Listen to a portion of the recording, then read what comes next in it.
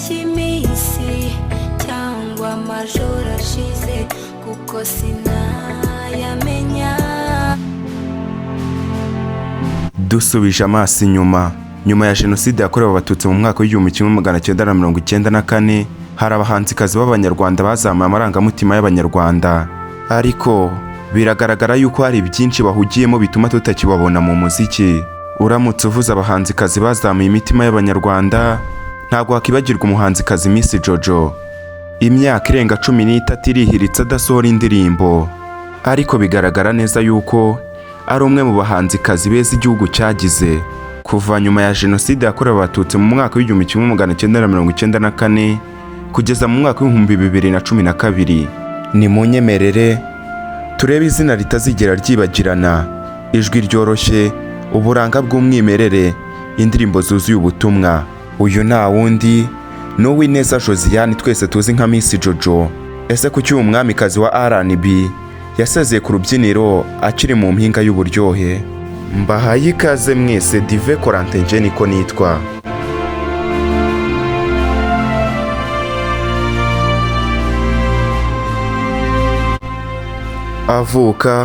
Yavutse ku itariki 30 z'ukwa gatandatu umwaka w'1983, avukira i Nyamata mu Bugesera.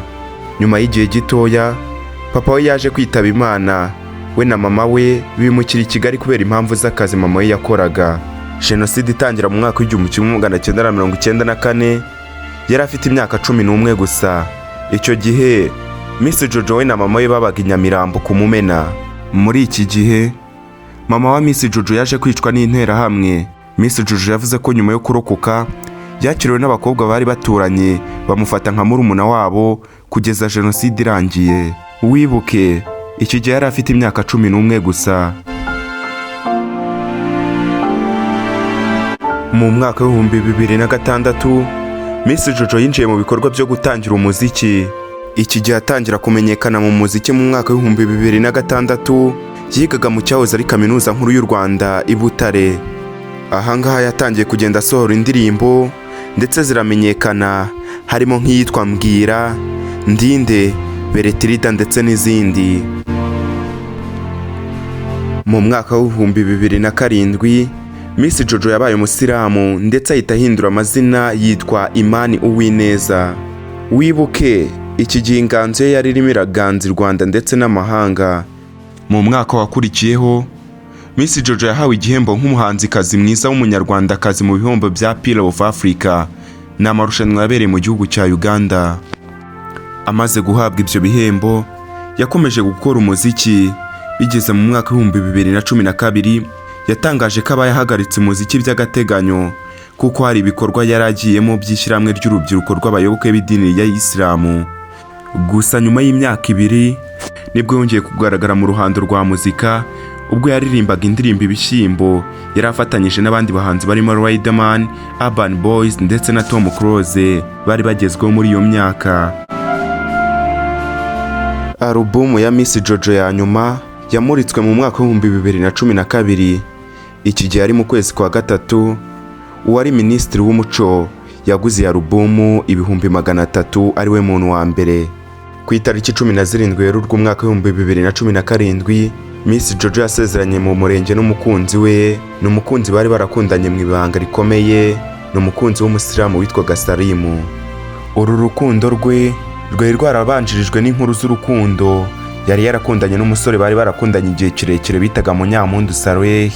Byanavugwaga yuko bari bagiye kubana bitewe n'uko Miss Jojo yari yamaze guhindura idini akaba umusilamu, ariko ibi byose byaje kurangira batandukanye.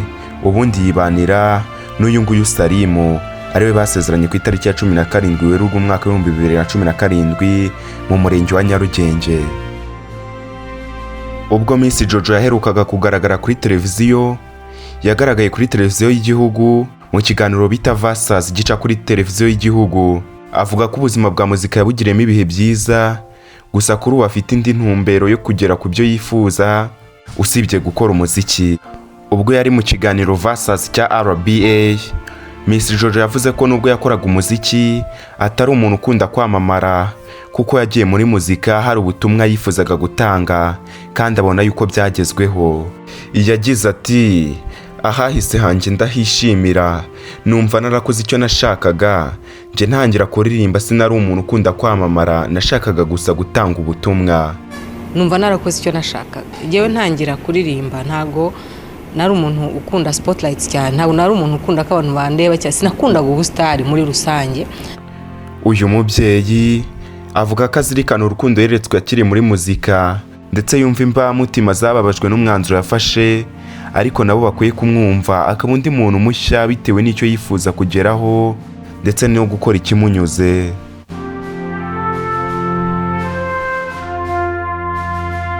Miss Jojo uretse kuririmba yakoze ku biro bya ambasade ya Amerika biri mu Rwanda, ariko muri 2025 yari yarerekeje amaso ye mu gufasha abakobwa binyuze mu miryango itegamiye kuri leta ndetse no mu muryango yari yatangije yise Gikari. Kubakurikiye umuziki nyarwanda mu mwaka wa 2006 nta kabuza bahuye n'indirimbo zizwi cyane zaririmbwe na Miss Jojo, harimo nka Tukabyine, Mbwira, Inshuti, Siwezi n'izindi zaririmbwe na Miss Jojo. Ni umwe mu bagize igikundiro kidasanzwe muri uru ruganda, ni umwe mu bahanzikazi bazahora mu mitima ya benshi kubera ibihangano biryohereye amatwi yatanze, mu gihe hari abatekerezaga ko gukora umuziki ku gitsina gore bidashoboka. Nubwo Miss Jojo yakoze amateka muri uyu muziki, ariko ntabwo ari ibyishimo ku bakunzi be kubera yuko yaje kuwusezera burundu kandi akawukora igihe gitoya.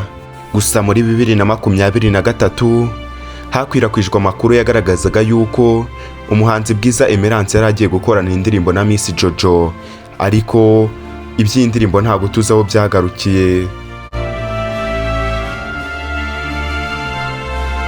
Ese nawe Miss Jojo waramukundaga? Ese niba waramukundaga ni iyihe ndirimbo itazakuva mu mutwe? Ese ni ikihe kintu wamukundiraga nk'umugore wari ufite umutima, ubwiza ndetse n'uburanga? Ibyo byose wibaza dusangiza igitekerezo cyawe unyuze aho hasi muri komenti. Reka mbashimire mwese. Dive Corentin nje niko nitwa, icyo mbifuriza ni ugukomeza guhorana amata ku ruhimbi.